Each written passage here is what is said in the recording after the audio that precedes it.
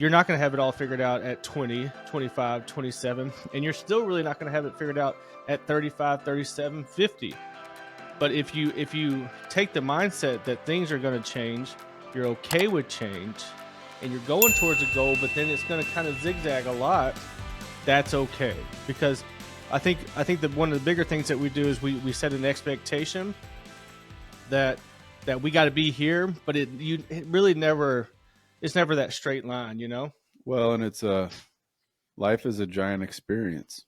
Yeah. And so when it's learning the lessons and the values you learn from those lessons versus poor me, this has happened to me, this is why my life is the way it is. And this goes along with every single episode we've talked about as far as self-growth, visualization of what you want. And being in the 20s is your kind of full maturity as a human being too, as far as biologically. Yeah. So you get around 25, the brain's fully developed, the bones, the structure's fully developed. I felt a whole lot different at 25. Oh, you slip and fall when you're 25, 26. You don't bounce. Well, no, I'm talking about like my brain. My brain, like I went from being very emotional. I'm not saying I wasn't emotional afterwards, but like very emotional to like 25 and a half. I was like, now this doesn't happen for everybody, but it was for me. I was like, goodness gracious, this is a whole different ball game here. I didn't worry about the things that I used to worry about. I just wasn't quite as concerned with a lot of the small things anymore. And that's my experience. I'm sure it happens with everybody at different stages, but goodness gracious, it was a whole lot different from 24, 0.9 to 25 for me. I just went, wow, I can actually think some things through. It almost felt like the day you turned 25, your brain, your frontal lobe was finally like fully fused. Okay, that's not a good idea to do that this time. You're like, maybe we won't go down to Ballpark Village this weekend. Yeah. You're like, maybe we'll just kind of take it easy. Mm-hmm. Yeah, that exam in 2 weeks, I should probably start preparing for. probably start looking into a couple of things. Mm-hmm. Yeah, it's kind of a feeling too of you get confidence along those lines too. You know that, okay, this decision led to this last time. I'm going to try this way, and it works out better for you. Every decision you make that makes a positive change in your life, it's a small little win to get that confidence. And that's your 20s is all about building yourself, building your confidence, loving yourself. Yep. So that you can prepare for the rest of your life to dedicate to others. But it's hard though. It's hard to love yourself in your 20s because you're going through so many lessons. So you graduate high school, and what I remember, it's been a whole lot longer than what I thought it was. We talked about this yesterday. We're like, man, it does seem like yesterday, but it was a while back. But what I remember is, man, you're like flying high. Boom, you graduate, and people are like, yeah, that's awesome. But man, it almost felt like a letdown because, man, you're starting all over again. And then you go into like figuring more things out, but with the figuring the things out, you're going through so many successes and failures that, like you're talking about, you're really starting to have to figure out who you are and how to manage yourself, because obviously the successes are awesome.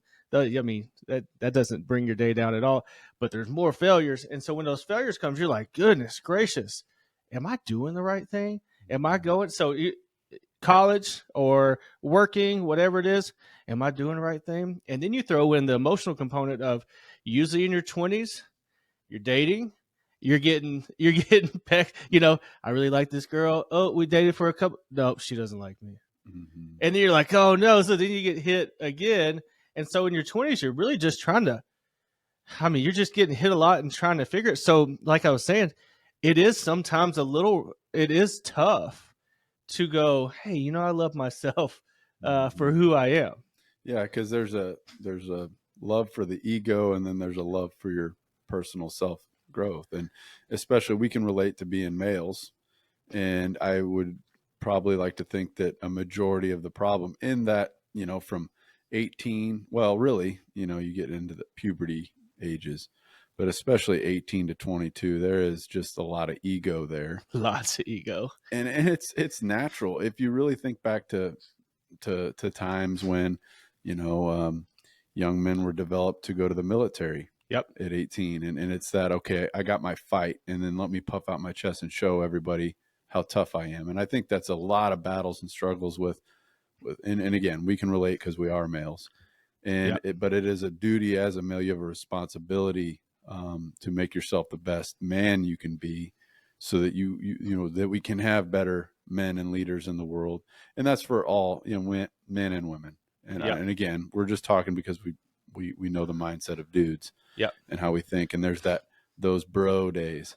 Yeah. Yep. And we had them. Yeah. Oh yeah. And it's okay. But I look back at my younger selves a lot of time, and man, when you thought you had it all figured out, No. we didn't know what we didn't know. That is true. Boy, I tell you what, when I got out of school, out of chiropractic college, I felt pretty good. And then you go into work and you're like, man, I don't know. I don't know anything. And then you get hit with they always said in high school, well, they're not going to let, in the real world. And you're like, whatever, we'll figure it out. And then you get there and you're like, oh my goodness, it is like that. Like you get knocked down quite a bit. But the great thing is, if you have the right mindset, you're like, okay, hey, how do we get past it? But I know, at least in my 20s, it took a while to get that mindset down, because you are getting knocked down quite a bit. If it wasn't for getting knocked down and out, I don't think I would have learned the lessons I've learned. And a lot of people could probably say this, but I truly feel there's things in life that I've had to learn the hard way. And I'm grateful for those times, because it taught me, taught myself, what I can take and what I'm willing to sacrifice to get to the true needs that I want in my life. And I know you felt the same way. It's a sacrifice going to grad school. It's a sacrifice going to any extra professional schooling where you have to dedicate more time. Yep. But again, that time in your 20s is such an important time to develop as a human being. Mm-hmm. Because like we've talked before, 80 to 100 years, we're still not even guaranteed that. But it really, in the history of time, that's a speck. And if we can and take our 20s, and the problem is too, it's generational. And I remember there was a lot of times, 2008, I was going off to college. It's when the economy went down. And then that's when, YOLO.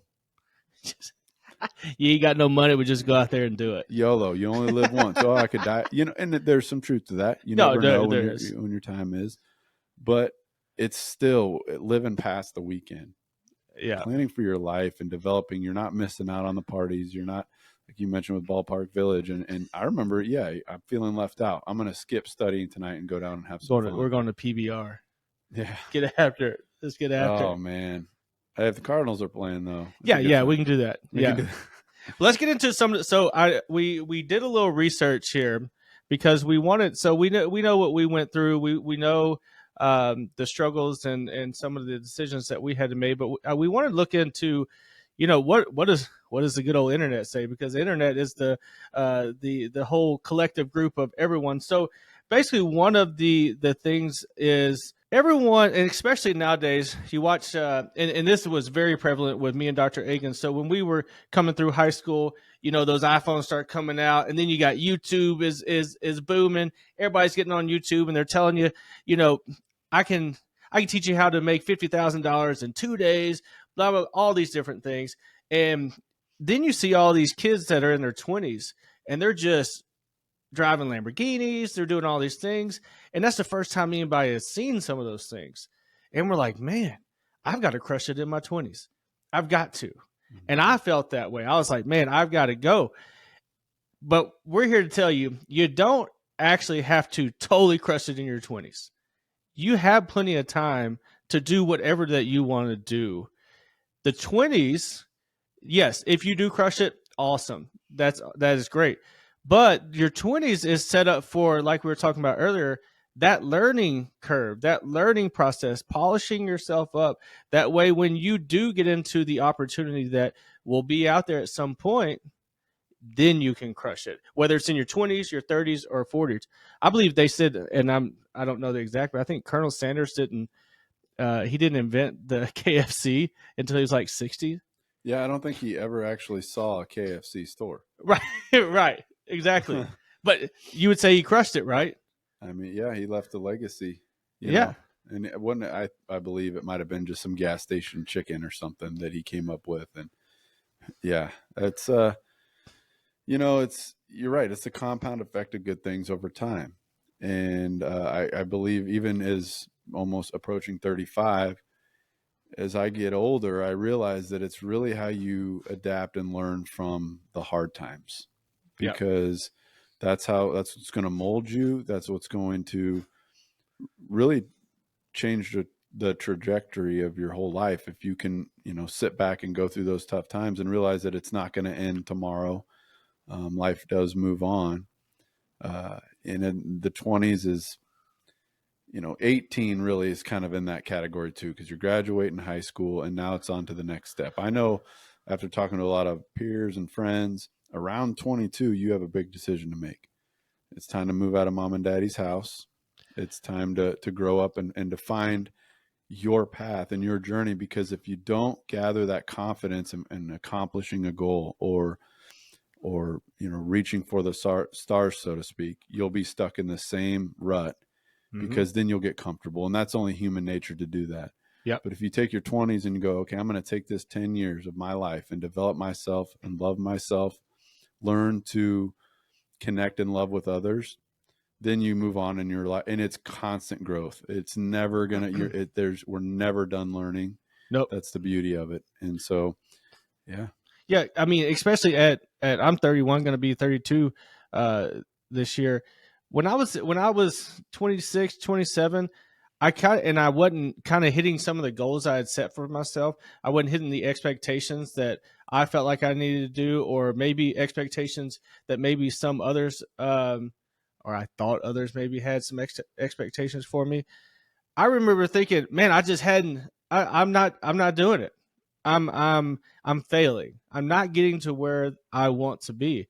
And now being 31, I'm like, dude, you're an idiot. You're an idiot.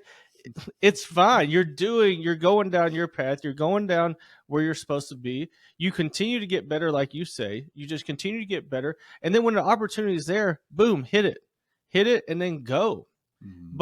But like you said, it's always changing. You know, on the internet, they're like, you know, success. And what is success? Success for one person is always evolving. It's really not one thing. Mm-hmm. You know, when Steve Jobs made the iPhone, do you think he just was like, yep, I'm successful, I'm done? Mm-hmm. No, he kept on rocking. His changed. Yes. Is it all in the same category? Absolutely. But I guarantee you, he said, hey, I made this. It's time to go. What am I going to do next? Where am I going to go next? So as you get older, your interests change and your success changes. So it's always okay to not exactly have it all figured out in your 20s. Mm-hmm. Yeah, and you can, you know, as I'm trying to think of the best way to describe this is how life can be molded, and how you know, even with any artist will tell you they're never truly satisfied. Yeah, because they always see a different or better way how to do it. And so if you can mold your life, and even if the piece of pottery, so to speak, breaks apart, get a little more water and put it back together and mold it a little stronger. mm-hmm. And it's constantly adapting to stress. It's constantly adapting to heartache, big changes in life, things that you can't control. Yeah. And that's, as I've gotten older, probably the biggest thing that I've really has hit me is you can only control what you can physically and mentally can control. But in your 20s, a lot of times you feel like that you should control more of it. Oh, which is crazy. You do think that you should, mm-hmm. but you can't. You can't. Yeah, life's not Laguna Beach. You know? was Laguna Beach? Was that the Hillary Duff song? I don't believe it was Hillary Duff. Oh, it was that one. Natalie. It was that Natasha Bedingfield. Natasha Bedingfield. What a song! Well, awesome song. I'm going to fact check you later, so just to make sure. I know it wasn't Hillary Duff. Hillary Duff was one of them. She was one of them, but we'll look it up later. We'll in the show notes we'll put which one it actually was. I have no problem jamming out to that song. Oh, I love that one. Shame. I love that VH1 videos back in the day. MTV was, well, yeah, MTV VH1, back when MTV played awesome music videos. Yeah, I did both of them, but VH1 in the mornings would have like the top 25 while you're getting ready before Yep. school, so you could do that. Oh man, I was listening to Nellyville the other day. Brought me back to 8th grade. St. Louis, shout out St. Louis. Shout out St. Louis, man. Who would have thought we'd be living here? Absolutely. All right, so the next thing that we want to talk about. All right, so this is the biggest one for me. This is the one that I wanted to definitely hit on, and I think that this is a big one for everyone else as well. The biggest one for me is be who you are, where you are.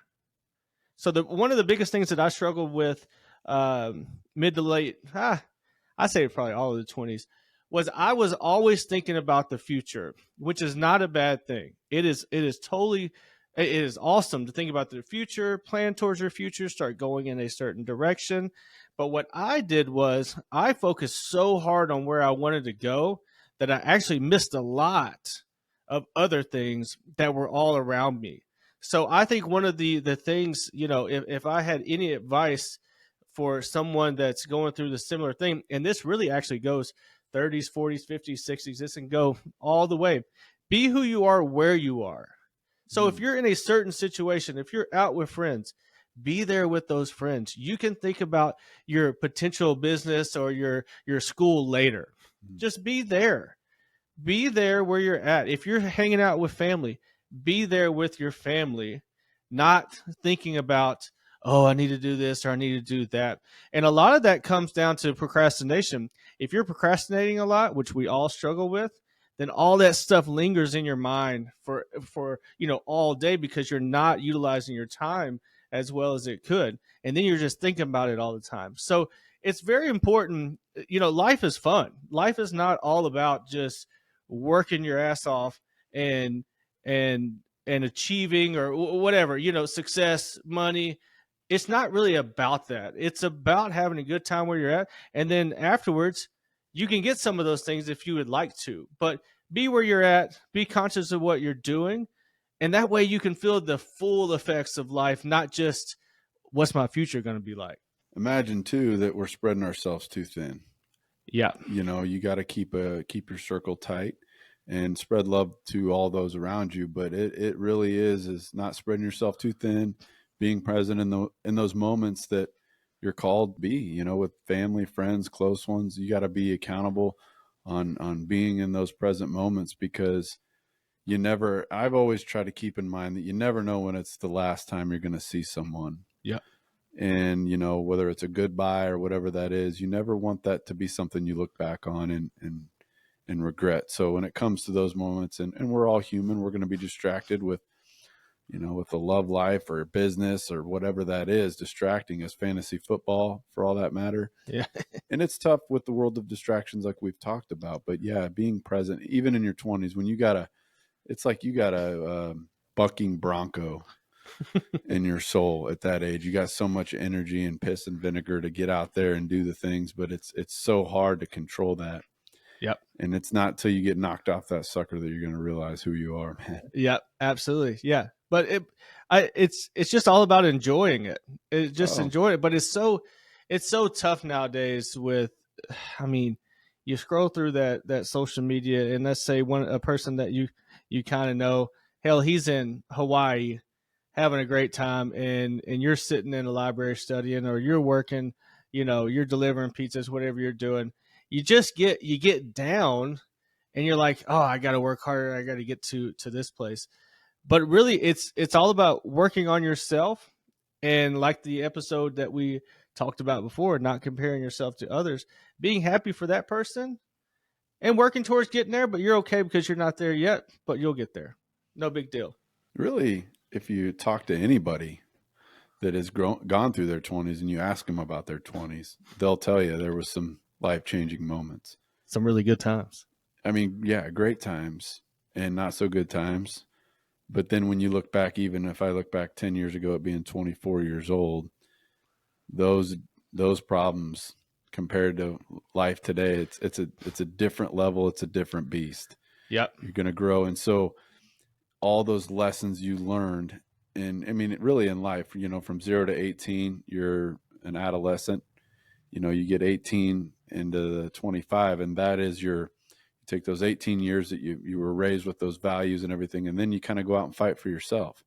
And then at about 25, it's time to figure it out. Yeah. Regardless of that, you don't have to have everything figured out, but you need to be kind of on the right path at that point. Yeah. And it is setting a foundation. But like you said before, enjoying the moments, enjoying life, enjoying those times with your buddies. You know, for us, it was those dugout days and that camaraderie. And that's when I look back on sports, that's what I think about. Wins and losses, they come and go. I would like to think I had more wins than losses. Yeah, we'd all like to think that fish keeps getting bigger. Yeah. And how, you know, really learning the game of baseball at such a young age, and you were the same way. We played it till we were 22 years old. Man, how much that game prepares you for life, and how corny that can sound. And to any little leaguer parent, I call it little leaguer because I don't know what they do these days. I don't know. Travel ball, select team. You know, those lessons that your kids are learning during that time it is more than just how many hits they had or how many strikeouts. Did they get better? Did they learn how to fail? Yeah. You have to learn how to fail and enjoy your failures, because I'm sure you do the same. Looking back into our 20s now, it's easy now, but you look at all those failures and you go, man, I'm grateful those happened. I learned so much from that experience. It was the best things that happened to me. The failures were actually the best thing that happened to me. All those different things that I truly hated in that moment were actually the things that worked out the best. Yeah, and it made you tough. It made you and you don't want to look at it that it calluses you in a bad way, but it thickens your skin a little bit. And then when you go through those rough times and you fight through those storms, you gain more confidence in yourself that when that next storm comes through, you know how to handle it. Yep. But just be ready, because there's going to be one coming that you have no idea how to prepare for. Those future episodes, we'll talk about those seasons in life. Here we go. We'll talk about some how those seasons go in the ups and downs. But yeah, so I believe that's it for this episode. This is episode 9, right? Look, we're about to get to 10 episodes. Who's your favorite athlete to wear number 9? Number 9, dude. I can only think of Drew Brees and Breezy. Who else wore number 9? It's a unique number, man. It is. Well, that was my brother and my dad's number. Oh, okay. So it was always the manner. Yeah, passwords and stuff or anything has a 9 in it for sure. Who's yours? I like Roger Maris. Roger Maris, number 9. He was, He was number 9, wasn't he? Yeah, him and Mickey Mantle, kind of duked it out, but he was always the underdog. Can you name 2 more? Well, I hate to name Joe Burrow. Joey B. Joey B. Dude, Joe Cool's cool. I know he's not on the Chiefs, but he's a cool dude. Yeah, hey, nothing against him personally, but I want to beat him every time. Yeah. Well, who else wore number 9? Okay. John David Booty. I want to say Jordan wore number 9 for the Dream Team one year. Michael Jordan? I believe he wore number 9. I could be wrong. Is that kind of like Hillary Duff did not sing the Laguna Beach song? In The Hills. The show is called The Hills, but it was definitely Natasha Bedingfield. Yes, The Hills, but not Laguna Beach. Laguna Beach was The Hills. They were in Laguna Beach. They were, but earlier there was a show called Laguna Beach. Really? You're talking about The Hills. Was that some Real World spinoff? No, it was just the first one. It was when I was like in middle school. Oh, you're right. Perfect. I just remember The Hills. Because weren't some of the same people from Laguna Beach in The Hills? Yeah, I think so. Okay. But it was kind of like Laguna. I want to say Laguna was the OG. Kind of like Jersey Shore, the OG. We'll have to fact check this one. Yeah, we're gonna. I'm not going against you, but I just remember The Hills. So you got Joey Burrow, and then who else? One more before we wrap up the episode. Ooh. Am I wrong to say that John David Booty was number 9? Who the heck is John David Booty? It sounds like a country singer. I know he was a quarterback for USC. Like John David Booty. After yeah. Palmer and those guys. Leinert? After Leinert. Okay. Because I remember we played them, and our head coach was named Nut. You can see where that's going. Yeah. Yeah. I got to get this one. I want to say, so the quarterback for the Bears, he wore the headband around the neck. McMahon or something like that. I don't remember that. I thought you were talking about what's his name, but he's not number 9, is he? Oh, Romo. Yeah, Romo's number 9. He wore number 9. Romo. Please, right. Romo. That was fun. Yeah. We'll put those. We'll have these fun facts in at the end of the episode each time. I do like that segment. That's a good segment. Number 9. Every episode we got to come up with somebody. Yeah. Oh, I got 10 all day long, baby. You got there's a lot of 10s. That was my favorite number. A lot of 10s. All right, guys. So that's the end of this episode. Make sure that you tune in to next week's episode. It's going to be episode number 10. Number 10. We're going to hit double digits. So if you're listening to the Apple Podcast, make sure that you hit a little review down there at the bottom. That'll really help us on kind of pushing out our content and making us look good. And then also, if you're watching on Apple Podcast or you're listening on Apple Podcast, go to YouTube, go subscribe. You want to see what our faces look like. If you don't, cool, doesn't matter. Just listen however you would like to listen. Just like I said last week, we're still working on getting smaller videos. That way it's a little bit more digestible. And we're going to continue to get better and put more things out. And we appreciate each and every one of you listening. Yeah, we just love the support. Absolutely. Promoting it here in the office this week. It's been nice to hear everybody and bearing with us through these growing pains. Yeah, the growing pains. We're going to get better. Yeah.